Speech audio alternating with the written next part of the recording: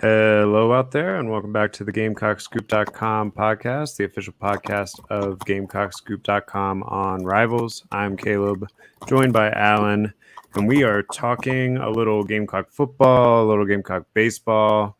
And for many of you, maybe you wish it was like a month ago for both of those things right now. Yeah, that's a good point. Guys, a month ago, you were coming off some big time 2024 recruiting momentum, which, by the way, I'm not saying that you don't still have, but we'll get to that in just a second. And the baseball team was ranked in the top three. Number 3 in the country. Yeah. Yep. Things were doing pretty well, and then it's been a little bit of a bleak past few weeks on both fronts, which is what we're going to talk about today, unfortunately. But maybe we'll try to find some reasons for optimism to sprinkle in. One of the big reasons for optimism, I think, is you have a pretty huge recruiting month, at least in football, coming up next month with tons of official visitors. Those lists are almost full. But they'll continue to fill out, and we'll have that full list for you. I'm going to go ahead and start to run them down here for you in just a second. But yeah, how are you feeling as someone that's covering this stuff day in and day out? It feels like it's been a while since we wrote a positive story. Yeah, it's raining right now outside. The game tonight's already been postponed, and that kind of summarizes how it all feels right now these last couple of weeks for baseball, which we're going to get into. The football transfer situation, which took another couple of hits and did get one gain since we last talked. Everything was a little bit sunnier about a month ago, literally and figuratively. Yeah, so let's start with a little bit of football talk, a little bit of recruiting. As we talked about pretty much all offseason, since Marshawn Lloyd decided to hit the portal. There was and since Jordan Birch left, there's a couple of positions that really needed to be focused on in this spring period of the portal. Running back being one, defensive end being one. I think you feel probably a little better about defensive end at this point. You landed Jatius Gear like minutes after we stopped recording last week, defensive end, which we were kind of hinting that could be an any day thing at that point, but yeah, you feel good about that one. He also has plenty of eligibility left. I believe he's a rising redshirt sophomore. So if that one works out, really good depth piece. We also saw that as they kind of move some people around, namely like Elijah Davis during the spring game, that maybe the depth looks okay there if you get a little bit flexible with it. Running back, you're still struggling. I mean, you got Mario Anderson, who I do think is exceptional for the level that he was playing at, but that level is D2, and now he's playing in the SEC. That's going to be tough. You have Takarian Joyner, who's an exceptional athlete, but he hasn't played running back since his sophomore year of high school or whatever it was. He needs to bulk up a little bit this offseason. We were just talking about that.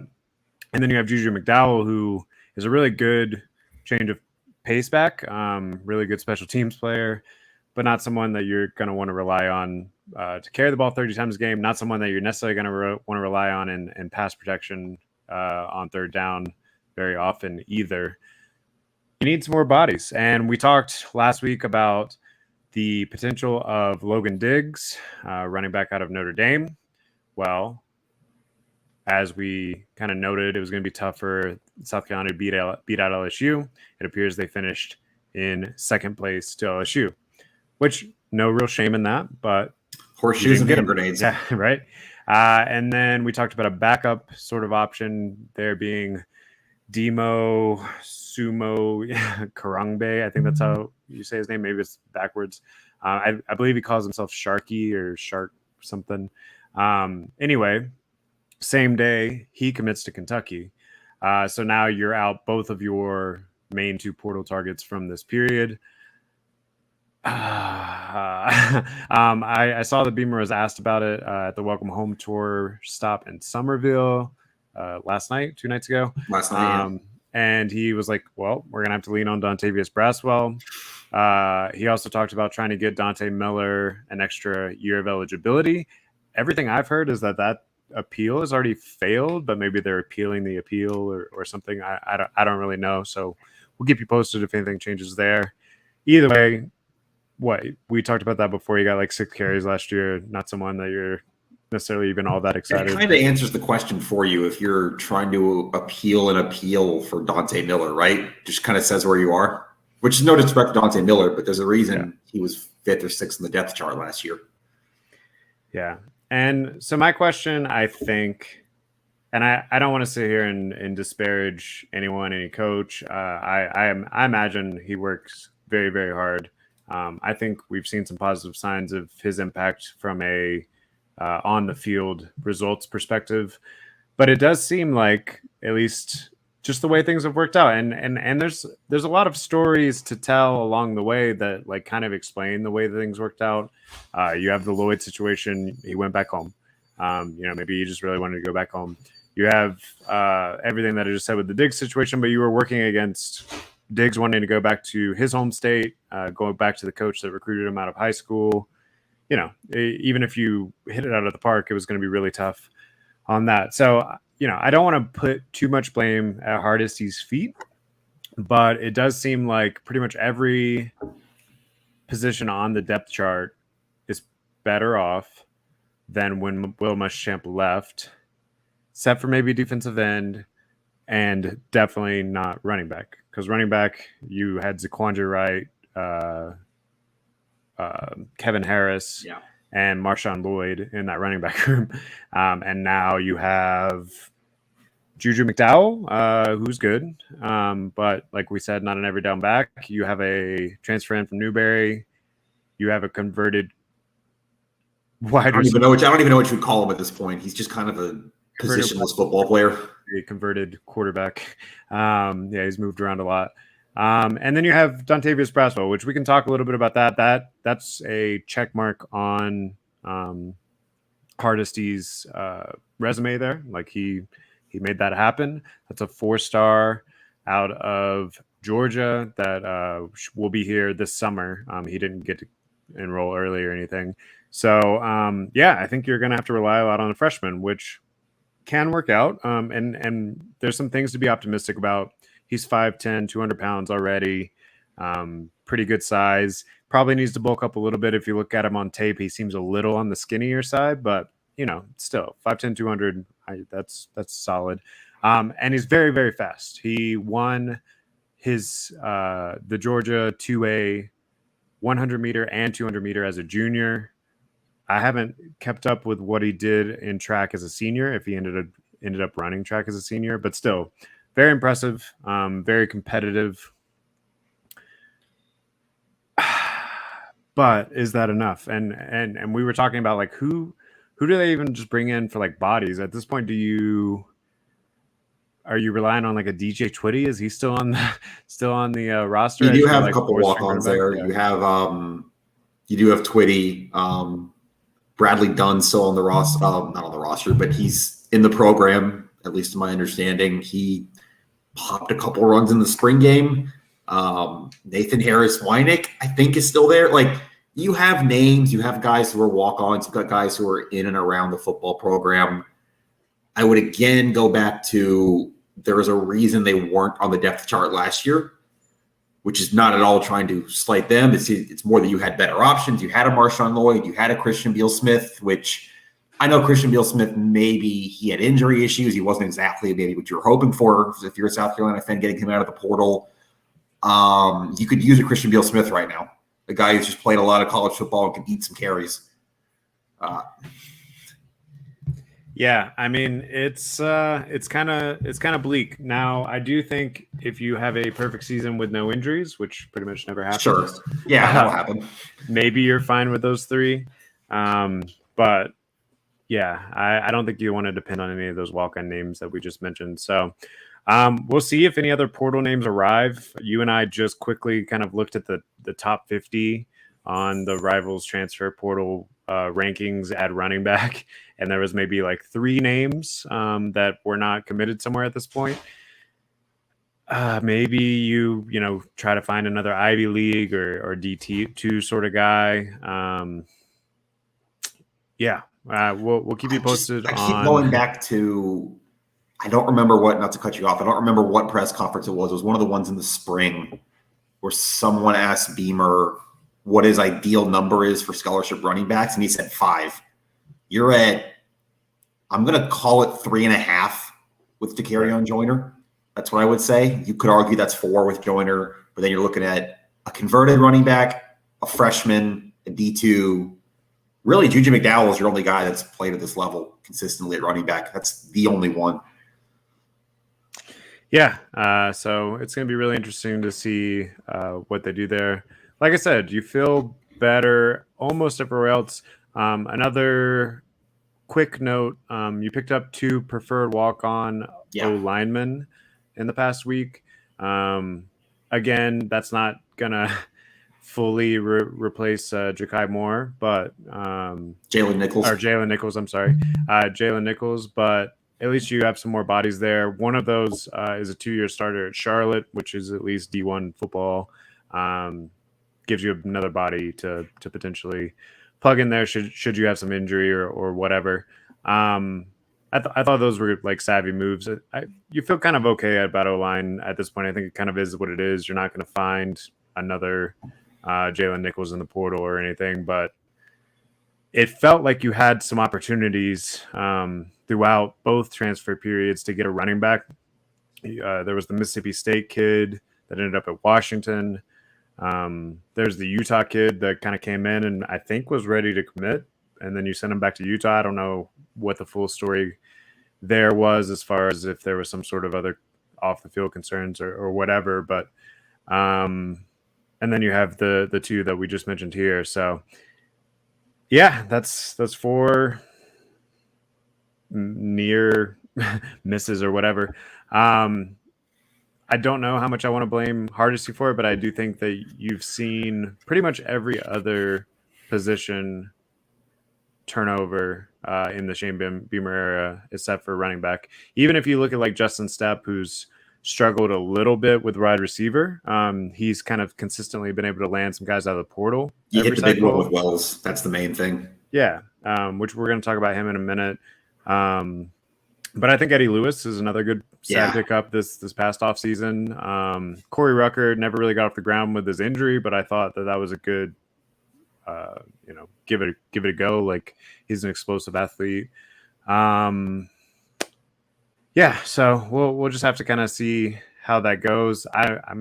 We would never say that there needs to be a change or anything there, but I mean, maybe we look at 2024. There are still some pretty good options 2024 that you land both Daniel Hill and Anthony Carey, or what was the name I told you guys this morning? Matthew Fuller. You land 2 of those 3 guys, you are probably fine going into next year if you have Braswell back, and then those 2 coming in. But this year is going to be tight. It's a big cycle for him. I guess that's kind of what I would say, kind of going to your point there. It is a combination of maybe some bad luck and some shortcomings. The Lloyd thing, that's some bad luck. Rashad Amos transfers. Lavoisier Carroll has to retire medically, which that's, again, maybe Lavoisier Carroll is not the second coming of Adrian Peterson, but it would have helped, and that's not really anybody's fault that he had to retire. Like I said, it is some bad luck in there for sure, some kind of different circumstances that all came together in the worst way. But it's a big cycle, and that's not really a position you can be short at, even with Spencer Rattler, especially not next year when you're going to presumably lose Spencer Rattler. Yeah, one of the interesting things to me is we just got a report that came out this week on Juice Wells. I believe it said he was the number 1 SEC wide receiver NIL wise. And that had to do with the Park Avenue thing that the university has set up. And, the university itself is doing a really good job with NIL, but you would think that would play a factor in some of these portal signings, especially at the running back position. Such a short shelf life, you would think, those guys definitely need to. Who knows? People go to different places for different things. But it's kind of shocking to me that it seems like there's a clear path to playing time with a competitive team with a pretty good NIL program, and they haven't been able to land anyone this cycle.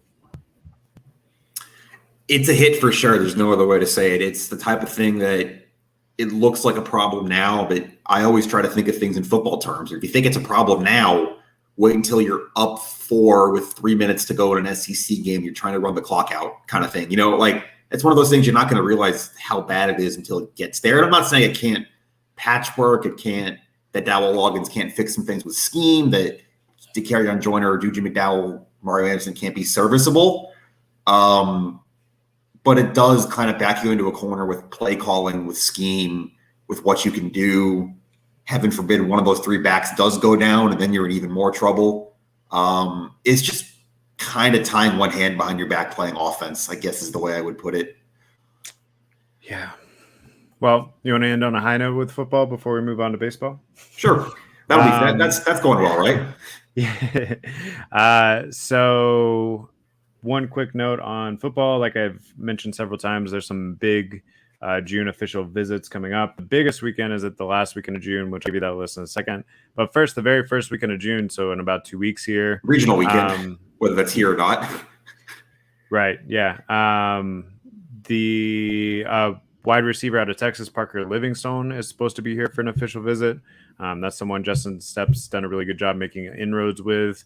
And then similarly, kind of 2, I guess, candidates or prospects that are outside of the traditional range. Braylon Russell, who's a running back to us talking about that, out of Arkansas, is set for an official.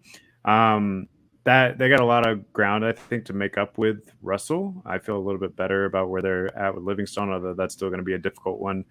But yeah, get them on campus. That's a good first step. Also, at the end of the month, you have pretty much all of your current commitments coming in. And then you're going to have some of your biggest targets in the 2024 class joining those commitments, which is always good, right? You have a bunch of guys that are already bought into the program that can kind of peer recruit these guys. Couple of those names that I have already. Wide receivers, Marion Lang. There's a Marion Lang. Wide receiver, Jonathan Paylor, who I'm feeling more and more optimistic about as time goes on. I know NC State also is feeling pretty good about that one, so that's kind of going to be the battle there. Throughout the process, I like Mazio Bennett a lot. He's a 4-star, and then Jonathan Paylor is also a 4-star, and they kind of have different games. I think they would really complement each other very, very well if you somehow land both those guys. You had Peyton Lewis that was scheduled to come that weekend as well, but I wouldn't count on that necessarily happening based on what we've heard lately. And then you got Jordan Thomas, the defensive lineman out of Don Bosco Prep up in New Jersey. That's one that I think is pretty huge if South Carolina can pull that one off. And I really like their position where they're sitting right now. So that's a quick initial list, but I'll have that full list put together, for the first weekend next week, and then for the later weekend as we get into June a little bit. And yeah, it won't surprise me at all if you come out of one or both of those weekends with several new welcome home. So maybe some good news coming around the corner. Get us out of this bleakness a little bit. All right, let's talk baseball. Yeah, let's talk baseball. So we said last week it's kind of a win if you get 1 of 2 at Arkansas, which they did. Kind of probably felt like you could have gotten a second one. You still are struggling with the pitching injuries, but you start to see some familiar faces back in your lineup. Then you lose your 3rd straight to Charlotte, and another midweek. Now, what I saw you tweet basically right after is that didn't really matter at all. Like the result of that Charlotte game was pretty much did that much. But it's a little bit of like salt in the wound of this skid that we've kind of been seeing. What's the record of the last 3-9 in the last 12? Yeah, that's pretty bleak, especially falling from where you were. And to, I guess, rub even more salt in the wound, you see Clemson jump up into a potential national seed conversation. 6 series wins in a row in the upstate. You also see Coastal Carolina Mhm. working their way up. So you went from number 3 in the country to potentially number 3 Really? in the Eight? state. Yeah. Pretty tough. Pretty I tough. didn't even think of it that way, but yeah, can't argue with that. But if you're looking for reasons for optimism, none of that actually matters all that much if you somehow win 2 of 3 this weekend. What do you see as the potential scenarios? I know you've been kind of breaking down what the playoff scenarios look like. If you can somehow pull off a series win at home, senior night, all those things this weekend against Tennessee, all forgiven. You're hosting a regional. You're doing all right. I wouldn't quite say all forgiven because you probably coughed up a national seed at this point. I don't think there's much of a way back there unless you like sweep Tennessee, made a run in Hoover. But yeah, you're hosting a regional if you win the series this weekend. I mean, I hate to make it that simple. There's a committee involved. You still got Hoover. There's other teams like you mentioned, but it does feel like if you can get to 17 SEC wins, you'd be 17-12 with a cancellation. That's usually enough. You still have a top 5 RPI even with the midweek losses. I really do feel like if you can find a way to take 2 out of 3 this weekend, you have a regional at Founders Park. You feel pretty good about that. You've got we're sitting here now, 15 days till the regional starts to get a little bit healthier. You've got Wimmer back. You've got LeCroy back. You've got Messina back behind the plate. I'm not saying you feel good about the last few weeks, but I think there's a very big difference between ending the regular season on a high note with a series win and probably hosting. And if you lose a series, what would that be? 4 series losses in a row, 5 out of 6. Then you're going to Hoover kind of beaten up. And then whatever happens there, you're probably going on the road for a regional, which who knows, maybe to Coastal or Clemson. They do that local sometimes. Yeah, which I don't know if you guys have been paying attention to what's been going on with the other teams in the SEC, but that Auburn series loss looks a little bit less bad after they also got a series over LSU and Ole Miss. So that actually doesn't end up hurting your RPI as bad as you would think. The Kentucky series loss is still pretty rough. Arkansas obviously is pretty good. So, yeah, it's gonna be interesting. You're going up against a Tennessee team that just came off a series win over number 17 Kentucky. They've won. Man, they've swept Vanderbilt. They've won 3 of their last 4 series. They did lose 2 out of 3 to Georgia, of all teams. It's the road splits, though. That's the thing, though. You look at it. Tennessee's 2-11 on the road this year, which is if you're trying to hang your hat on something for South Carolina, I think it's that. That's true. They got swept all 3 games at Arkansas. Like I said, they lost 2 of 3 at Georgia. I think 2 or 3 at LSU. Yep. Now, granted, their road series have been kind of difficult. I mean, they got swept at Missouri. Yeah, that's rough. So yeah, that is kind of interesting and something to maybe bring a little optimism into the weekend. Sounds like Will Sanders is not going to pitch again. He's not. Like Noah Hall is probably not going to pitch for the rest of the season, like we said. Yeah, it doesn't seem like it. We finally got the official word that we were allowed to release on Jerzenbeck, but if you've been listening, you know that we haven't been optimistic about that, but he's done for the season. And I think I mentioned this on a previous episode, but it could stretch into next season as well. It's elbow. Yeah. So yeah, what's kind of your take coming into this coming weekend? Tennessee, I think you would view these teams as pretty equal, but maybe the home team advantage kind of brings you over the edge, but you just feel like you have like zero momentum coming into this series, which, you know, in baseball is definitely a thing. Yeah, I think the momentum's a good point. I also think momentum can change quick. You get a good start, you get a good outing from someone. It's a similar team to you, Tennessee. They've actually hit more home runs than you. They strike out a lot like you. They are kind of home run or nothing. They're not great defensively, and they also really struggle to control the running game is another thing to know about Tennessee. They've allowed the most stolen bases in the SEC, and it's not particularly close. I think teams are like 69 for 79 against them on stolen bases or something. So there's ways to score runs against this team. You put the ball in play, you run. You got Wimmer back. That's your best stolen base threat. That's actually important, even if he's not 100% with his hamstring. That's a key guy to have this weekend. Is it too simple to say you just got to find a way? You just got to find a way, whether that's Mahoney stepping up again, which he was amazing last week in that win in Arkansas, whether that's your bullpen picking it up, whether that's maybe you get a slump bust weekend from a Gavin Cassis, from a Dylan Brewer, which I guess he hit a homer in the midweek, so maybe that's a good sign. You just got to find a way. You got to find a way to get 2 of these games one way or another. Win 10-0, win 1-0, burn your pitchers for Hoover. I don't think Hoover matters if you win this series. You just got to find a way. Yeah, and your starters actually didn't look too bad last weekend. I think the bullpen let them down a little bit at times. Kind of the same on Tuesday night, yeah. So whatever's going on with like Chris Veach and some of those other guys in the bullpen that have been pretty solid throughout the first part of the season, those things are going to have to get shored up this weekend. And maybe it just simply is that you're asking those guys to pitch a lot more than you were because your starters have kind of switched. Well, you've just lost all of them, 3 of 5, as we said. So yeah. I mean, I think that there's a narrative there where you see them piecing it together. And yeah, you went 2 of 3.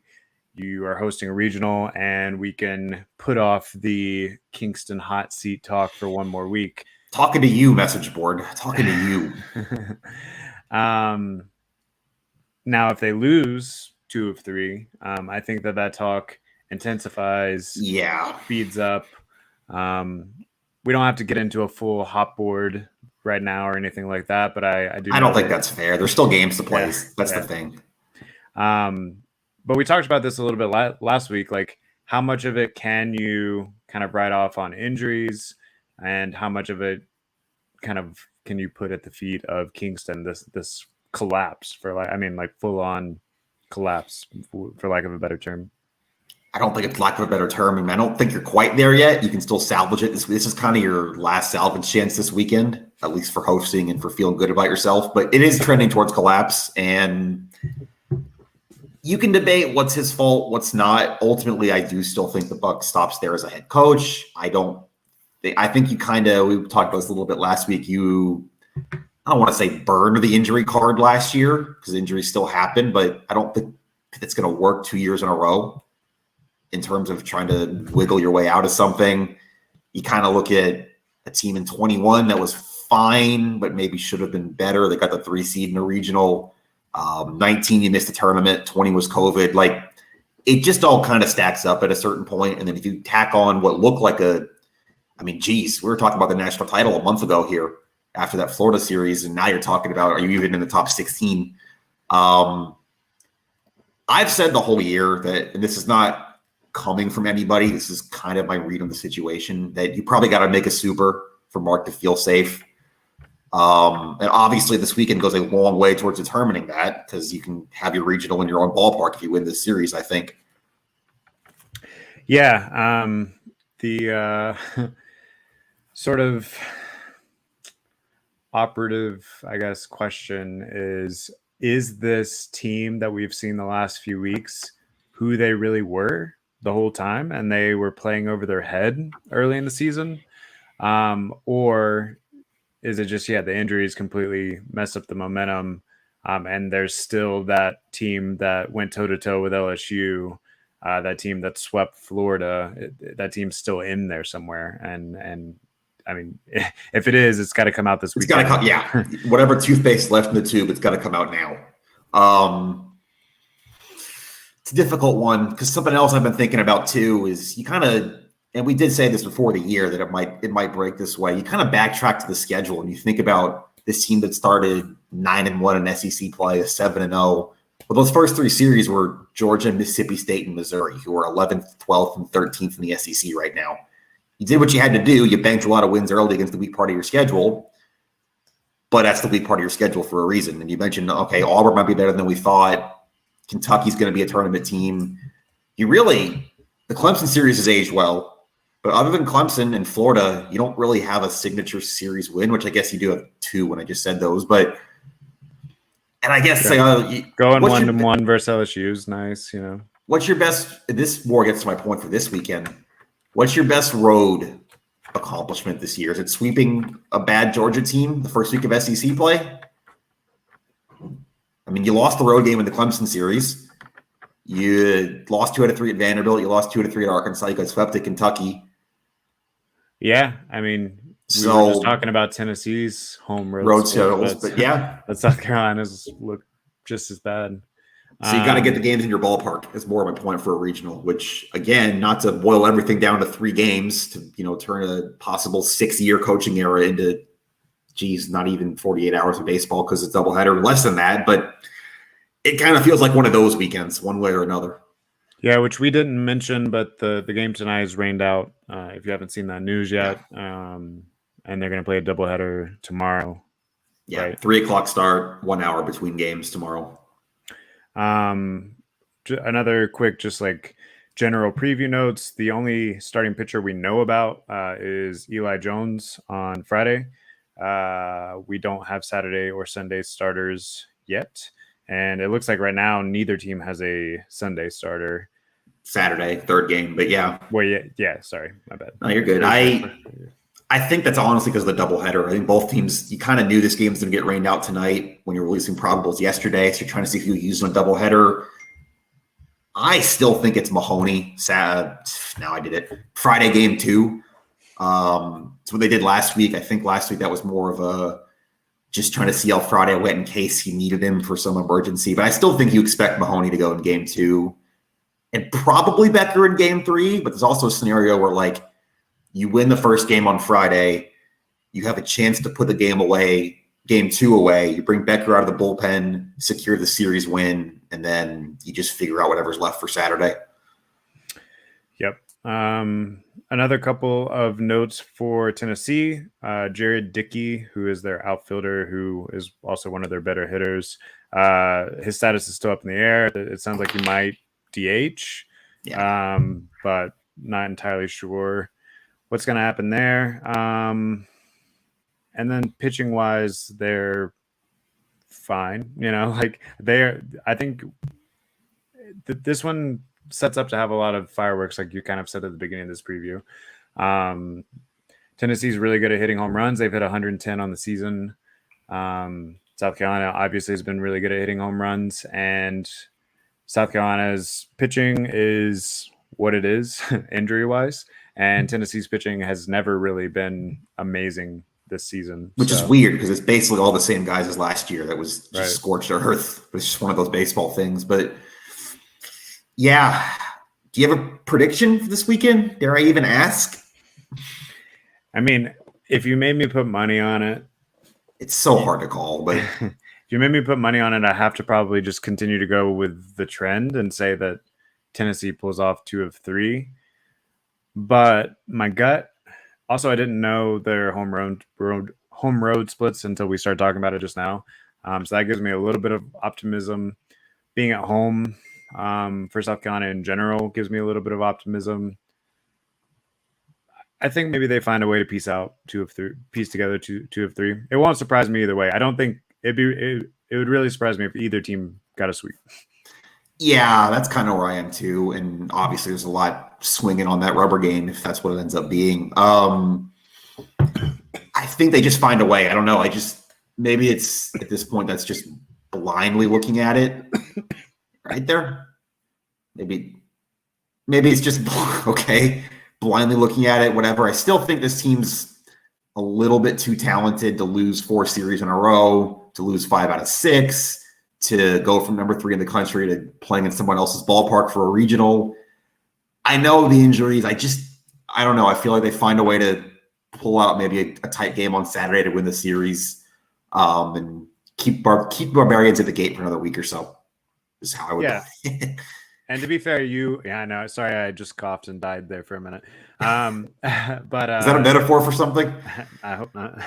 To be fair, South Carolina is definitely the healthiest that they've been in almost Weeks. a month. Yeah. Yeah.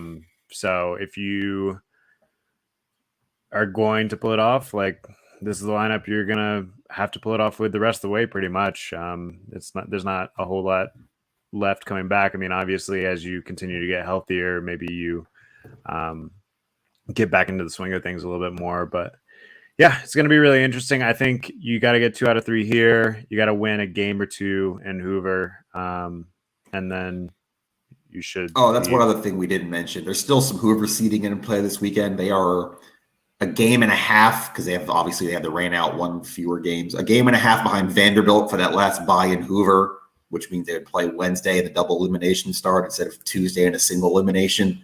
So you got to make up 2 games in 3 days, but Vanderbilt does play Arkansas this weekend.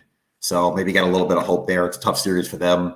And they start tonight, so you'll have something to watch tonight. That's your scoreboard watching for the weekend if you're trying to save yourself a day in Hoover. I'm trying to save a day in Hoover for sure. Yeah, I think we all are. All right. Well, we'll definitely be closely watching that this weekend. If you head over to GamecockScoop.com, we'll have a full preview posted later tonight. I was going to post it earlier, but we got some time since they're not starting until tomorrow. And then we'll have live threads and game stories and analysis all weekend long on GamecockScoop.com as you're watching along. And then we'll come back here and talk. I mean, I guess we'll be in the midst of the SEC tournament. Maybe we'll talk a little bit early next week before all that gets rolling there. Yep. But anyway, until next time, go check out our stuff on GamecockScoop.com. I should have our weekly recruiting wrap-up posted tomorrow. Plenty of baseball stuff, some other football stuff. We're still kind of breaking down some of the position groups from the spring game, all sorts of fun stuff. So go check that out. Until next time, we'll see you.